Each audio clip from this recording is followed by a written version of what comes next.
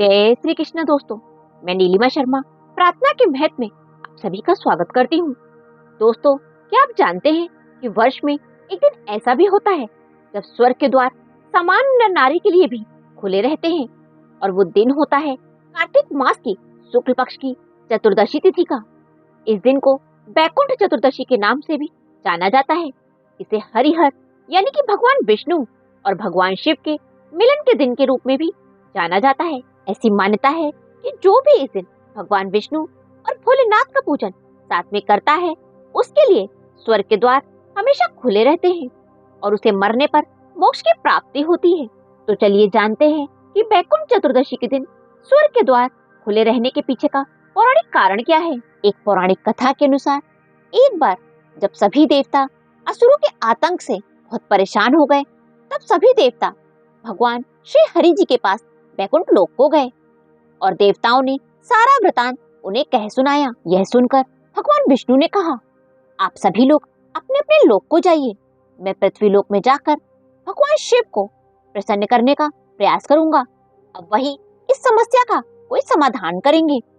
इसके उपरांत भगवान श्री हरि काशी में मणिकर्णिका घाट पर गए और 1000 कमल पुष्पों से महादेव जी की पूजा अर्चना करने लगे।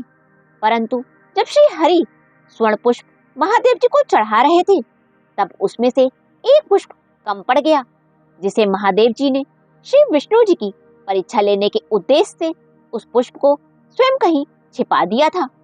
बहुत ढूंढने पर भी जब कमल पुष्प नहीं मिला, तब श्री हरि ने सोचा कि यह पूजा तो पूरी करनी ही है, मेरे नयन भी तो किसी पुष्प से कम नहीं है।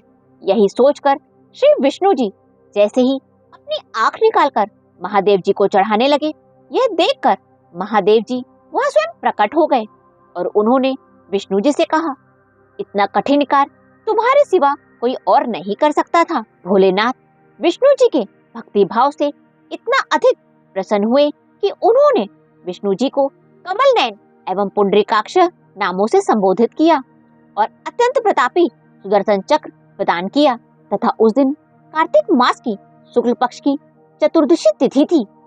तब महादेव जी ने कहा कि आज के दिन को बैकुंठ चतुर्दशी के नाम से जाना जाएगा। पृथ्वी लोक में जो भी नर नारी इस दिन 14 देसी घी के दिए प्रज्वलित करके दीपदान करेंगे एवं 14 कमल पुष्पों से पूजा अर्चन करेंगे, वे स्वयं और उसका परिवार मृत्यु के उपरांत बैकुंठ धाम को प्राप्त होगा। महादेव जी श्री विष्णु जी को सुदर्शन चक्र और आशीर्वाद देकर अंतर ध्यान हो गए। तभी से कार्तिक मास की शुक्ल पक्ष की चतुर्दशी तिथि को बैकुंठ चतुर्दशी के रूप में मनाया जाने लगा और जो भी भक्त इस दिन श्री हरि विष्णु जी का पूजन करने के बाद शिव जी का पूजन करता है, उसके लिए स्वर्ग के द्वार हमेशा के लिए खुले रहते हैं और मरने पे उसे मोक्ष की प्राप्ति होती है। एक अन्य मान्यता के अनुसार एक बार नारद जी पृथ्वी लोक से घूमते हुए बैकुंठ धाम में पहुंचे। भगवान विष्णु ने उन्हें आदर पूर्वक बैठाया और प्रसन्न होकर उनके आने का कारण पूछा। नारद जी बोले, हे प्रभु, आपने अपना नाम कृपा निधान रखा है, इससे तो सिर्फ आपके प्रिय भक्त ही मोक्ष की प्राप्ति कर पाएंगे और जो सामान्य नर नारी हैं वे वंचित रह जाएंगे। इसलिए आप कोई ऐसा सरल मार्ग बताएं जिससे समान भक्त भी आपकी भक्ति करके मुक्ति पा सकें। यह सुनकर विष्णु जी बोले, हे नारद, मेरी बात सुनो।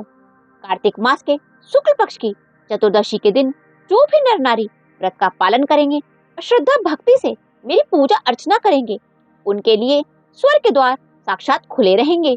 इसके बाद विष्णु जी ने जय विजय को बुलाया और उन्हें कार्तिक मास की चतुर्दशी तिथि को स्वर्ग के द्वार खुला रहने का आदेश दिया।